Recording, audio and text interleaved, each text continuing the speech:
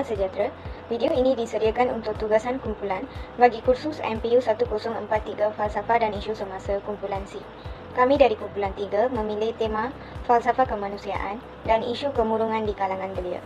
Kumpulan kami memilih isu ini untuk meningkatkan kesedaran tentang peningkatan isu kemurungan di kalangan belia. Video ini akan menunjukkan proses kerja yang dijalankan oleh setiap ahli kumpulan bagi menyiapkan tugasan kumpulan ini.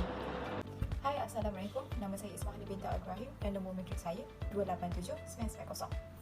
Nama saya Nurliana Akila binti Zainuddin, nombor matrik 287976. Hai dan Assalamualaikum warahmatullahi wabarakatuh. Nama saya Siti Najah binti Muhammad Rizwan dan nombor matrik saya ialah 287964. Nama saya Nishalini Chandrasekhan, matrik nombor 287406. Hai, Assalamualaikum. Nama saya Nur Afniyati binti Abdul Rahman, nombor matrik 287920. Nama saya ialah Shivaraj Laki Subramaniam dan nombor matrik saya ialah 287981. Assalamualaikum, nama saya Manisa Harhab binti Ali Ruman dan nombor matrik saya 287923.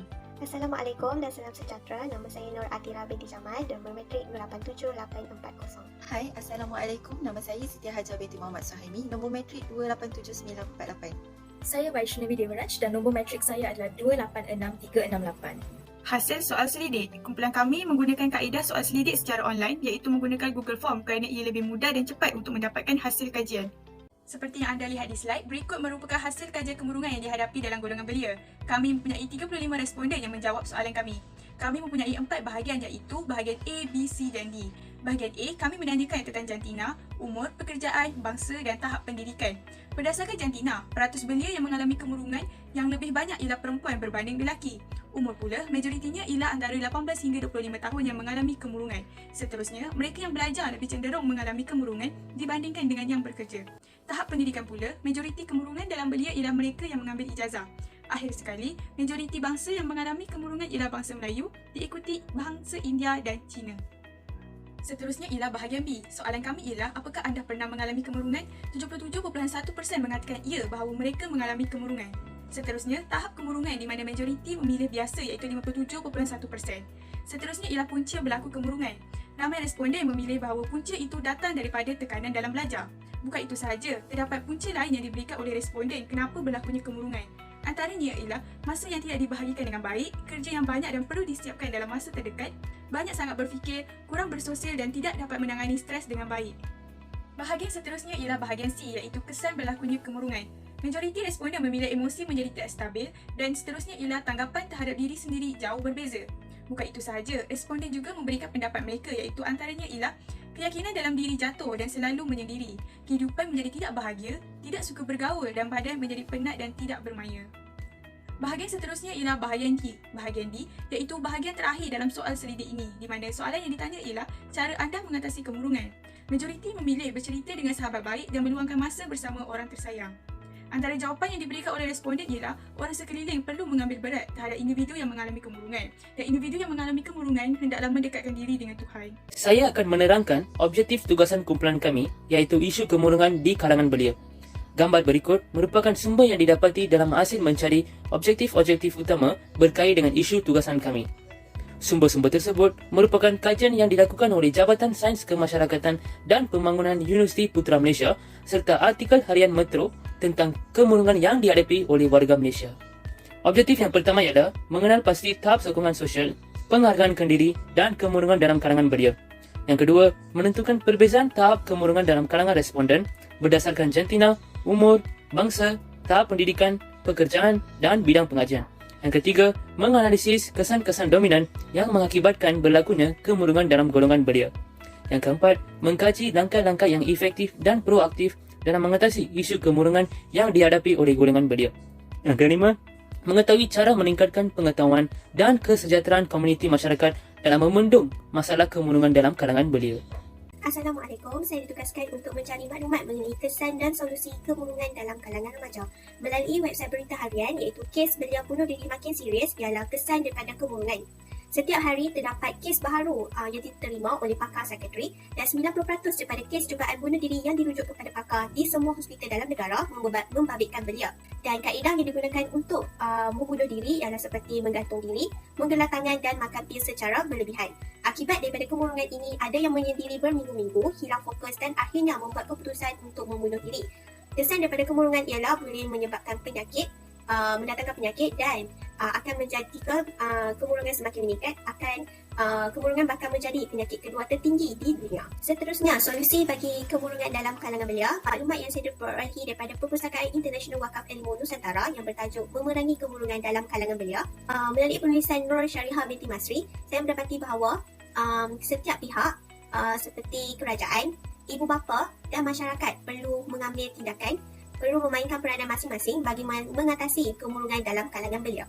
Akhir sekali, saya mendapat maklumat bagi solusi kemurungan dalam kalangan belia melalui jurnal wacana sarjana yang bertajuk Hubungan Sokongan Sosial Terhadap Kemurungan dalam Kalangan Pelajar. Melalui jurnal ini, saya mendapati bahawa orang ataupun belia yang mengalami masalah kemurungan memerlukan sokongan daripada orang sekeliling bagi membantu mereka mengatasi masalah kemurungan yang mereka hadapi. Saya menggunakan satu website iaitu slideshare.net bagi mencari maklumat yang berkaitan dengan domain falsafah iaitu insan. Dalam website ini, ia menceritakan tentang maksud insan dari sudut pandangan istilah Islam dan kamus bahasa.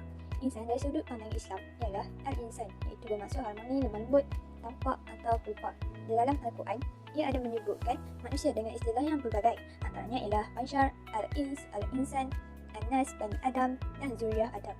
Istilah insan ini digunakan dalam Al-Quran untuk menunjukkan kepada manusia dengan jiwa dan raganya. Website ini juga menyatakan bahawa istilah manusia berasal dari perkataan manu, iaitu dari bahasa Sanskrit, dan perkataan bahasa Latin means, yang memberi makna berfikir, berakal budi atau makhluk yang mempunyai akal budi atau mampu menguasai makhluk lain. Kemudian, dari sudut istilah pula, manusia adalah sebagai konsep, fakta, gagasan realiti, kelompok atau seorang individu. Menurut Kamus Dewan, manusia sebagai makhluk yang mempunyai akal budi, insan dan orang yang mampu berfikir dan mempunyai akal budi yang baik. Dalam website ini juga ada menyatakan bahawa manusia adalah animal rational yang membawa maksud binatang yang berfikir, iaitu atau makhluk yang berfikir. Website ini telah membantu saya untuk mencari maklumat yang berkaitan dengan domain falsafah insan. Di sini, saya melayari website bakolambut.trackpod.com untuk mencari maklumat tentang falsafah pendidikan kebangsaan. Di dalam website ini mengandungi pengenalan dan elemen-elemen yang ada di dalam falsafah pendidikan.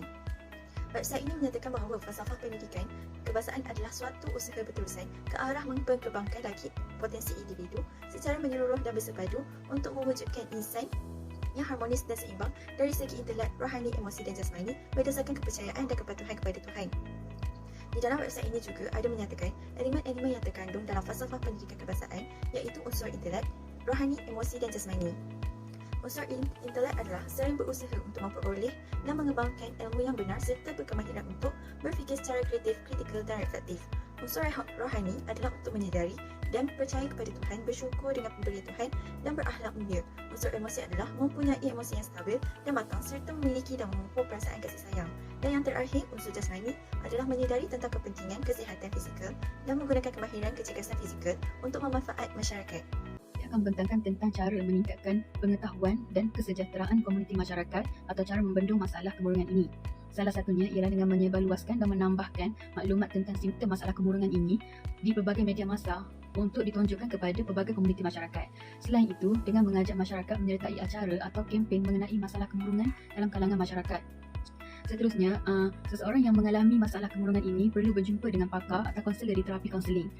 Dan kita sebagai masyarakat perlu memberi kata-kata semangat dan positif kepada mereka yang memerlukan dan menjadi pendengar yang baik tanpa menghakimi mereka. Selain itu, kita perlu meluangkan masa sendiri atau dengan orang tersayang di tempat-tempat yang tenang dan juga untuk menghilangkan fikiran yang negatif bagi mengelakkan kita mendapat masalah kemurungan ini. Seterusnya, saya akan menerangkan tentang tugasan yang diberikan kepada saya.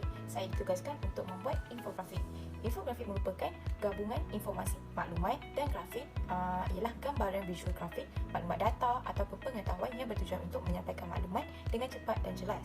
Jadi, saya menggunakan aplikasi Canva untuk menggabungkan dari segi pengenalan, objektif kajian, metodologi kajian, kesan, solusi, domain, dari segi falsafah pendidikan kebangsaan dalam rukun negara dan sebagainya. Saya juga menggunakan ukuran sekitar 663 x 2000 pixel. Akhir sekali, saya akan menerangkan cabaran yang dihadapi sepanjang perjalanan projek. Antara cabaran pertama ialah pengurusan masa hal ini kerana terdapat banyak tugas-tugas kecil sepanjang projek ini seperti mengumpul data, menjalankan survey, membuat slide dan membuat video. Dan masanya telah mencukupi tetapi perlu digunakan sebaiknya. Oleh itu, kami telah mengatasi cabaran ini dengan membahagikan kerja antara ahli kumpulan secara sistematik. Tugas-tugas dibahagikan kepada ahli kumpulan dari segi menjalankan survey, membuat slide, membuat video serta membuat bahagian laporan bertulis yang berbeza. Yang ketiga, kami menghadapi cabaran dalam mencari sumber rujukan yang terbaru ataupun sumber rujukan yang tidak luput tarikh rujukannya. Oleh itu, kami mengatasi isu ini ataupun masalah ini dengan menggunakan sumber rujukan yang pelbagai, antaranya ialah merujuk buku rujukan dari perpustakaan, menggunakan rujukan internet, rujukan akhbar serta menggunakan survey ataupun data premier yang kami telah kumpul secara tersendiri. Terdapat beberapa kesimpulan yang boleh kita simpulkan. Yang pertama, kemurungan adalah gangguan kepada gangguan perasaan seseorang. Kedua, kemurungan boleh berlangsung lama sehingga berbulan-bulan atau bertahun-tahun. Yang ketiga, sindrom kemurungan adalah penyakit seluruh jasad, melibatkan kesihatan badan, perasaan dan juga fikiran. Yang keempat, individu yang mengalami kemurungan hendaklah diberi sokongan emosi, kasih sayang, kesabaran, galakan dan kefahaman. Yang kelima, ibu bapa, keluarga, guru dan rakan-rakan boleh membantu dengan memastikan individu yang mengalami kemurungan telah mendapatkan pertolongan rawatan yang sesuai.